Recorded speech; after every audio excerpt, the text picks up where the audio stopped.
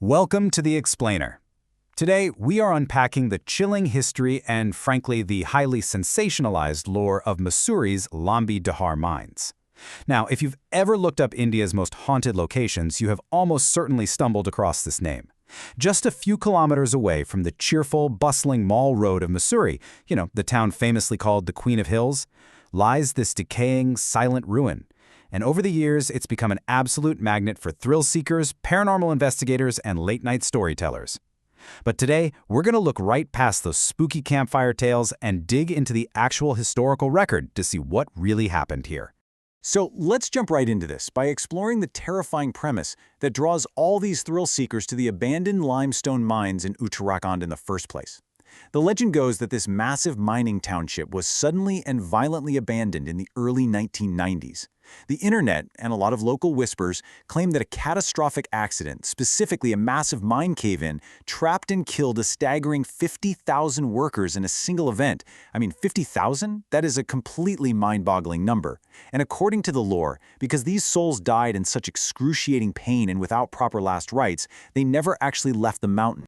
Because of this massive alleged tragedy, a very specific cast of supernatural characters has emerged in local folklore. From the accounts of visitors and locals, a few horrifying apparitions allegedly roam the decaying infrastructure after sunset. People claim to hear the agonizing cries and groans of patients echoing from the ruins of the township's old hospital. Then there's the tale of a betrayed young army officer, murdered by his girlfriend, whose ghost is seen literally running to the spot of his death in utter disbelief. Others report a faceless black shadow that physically attacks or blocks anyone walking along certain mountain paths. And finally, there's the infamous woman in white, whose shrieks are said to pierce the heavy fog of the valley.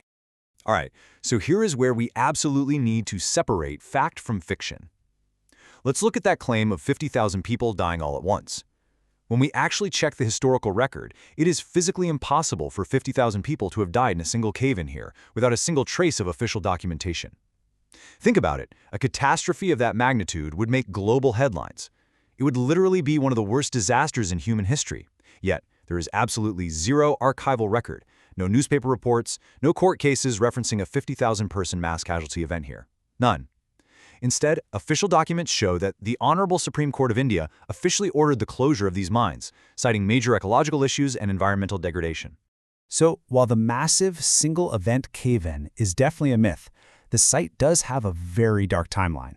Throughout the 1990s, mining operations began to halt due to high rates of disease and smaller, undocumented accidents. Then, in 1996, the Supreme Court officially stepped in to close the mines, which led to a hurried evacuation of the township. 5 years later, in 2001, a helicopter carrying high-profile dignitaries crashed in the valley near the mines, tragically killing 5 people. And even though official investigation reports cited pilot error as the cause of the crash, you can imagine how the timing and the location ended up deeply fueling the supernatural reputation of the abandoned site over the next few decades. By 2013, groups like the Indian Paranormal Society were actually visiting to investigate the growing legends. Which brings us to our next section, the real human tragedy and unmasking the true horror of Lambi Dehar. You see, the mines were operational for decades, supplying limestone for the massive construction boom in North India. Thousands of laborers, primarily poor migrants, worked these mines. And the horrific truth? They were forced to chisel away rock without even the most basic safety gear. No masks, no proper ventilation. Day after day, they inhaled fine limestone dust heavily laced with silica. This continuous exposure led to a rampant outbreak of silicosis among the workforce. For those who don't know, silicosis is an agonizing, incurable lung disease that essentially suffocates a person from the inside out. So while that 50,000 death toll from a single collapse is a massive exaggeration, the true horror of Lambi Dehar is that countless marginalized workers really did die here over a period of many years. They died coughing up blood in a ruined, under-equipped hospital, their plight entirely ignored by callous mining management whose only priority was turning a profit. Workers were trapped underground in smaller, frequent collapses, and many of them died without proper treatment, recognition, or even basic last rites. All right, moving on. Paranormal proof or pseudoscience? 129 microteslas. That was the peak electromagnetic field, or EMF, reading captured by a group of researchers who visited the site. According to their methodology, they ventured into the ruins on a pitch-black Amavasya, a new moon night, armed with an EMF meter And a Ouija board, because let's be honest, nothing says rigorous science quite like a parlor game, right? Anyway, after 45 minutes of using the Ouija board, they claimed to feel negative vibes and recorded this exact spike in the electromagnetic field, which they immediately associated with high spirit activity. And get this, these legends have permeated society so deeply that researchers actually documented their experiences of feeling negative vibes and hearing crying sounds, and then neutrally presented these findings in a published paper within the Indian Journal of Applied Research.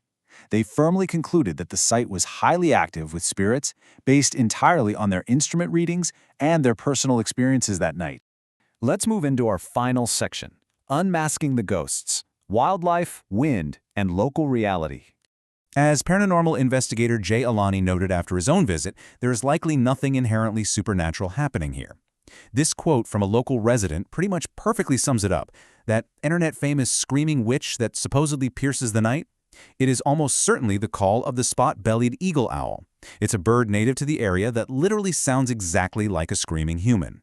The ghostly whispers and footsteps, that's just the howling mountain winds echoing through empty concrete shafts. And those shadowy figures are far more likely to be local teenagers looking for a late-night spot to hang out and drink away from the city. If you ever actually decide to visit Lambi Dehar, you have to remember that the true hazards aren't ghosts.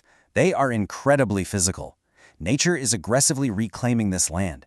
The site is littered with broken staircases, unstable collapsing mine shafts, and deep, open pits that are completely hidden by overgrown vegetation. During the monsoons, the mountain is teeming with venomous snakes. Bears and leopards frequently use the abandoned structures for shelter, and simply getting there involves navigating tricky, sharp bends on fog-covered mountain roads that have caused numerous fatal accidents. There are zero safety warnings and absolutely no official supervision. Ultimately, this explainer shows us something really profound about how we process tragedy. We tend to look for monsters in the shadows because the monsters in plain sight are just too difficult to face. The workers at Lambi Dehar were exploited, forced into lethal working conditions, and left to die of completely preventable diseases while the rest of the world just looked away. When society ignores the real-life suffering of the vulnerable, our collective memory often transforms that unaddressed trauma into ghost stories. It's almost like a subconscious way to ensure we never truly forget the lives that were lost in the dark. So, I'll leave you with this. The next time you hear a terrifying ghost story, ask yourself, what real human tragedy is hiding just beneath the surface?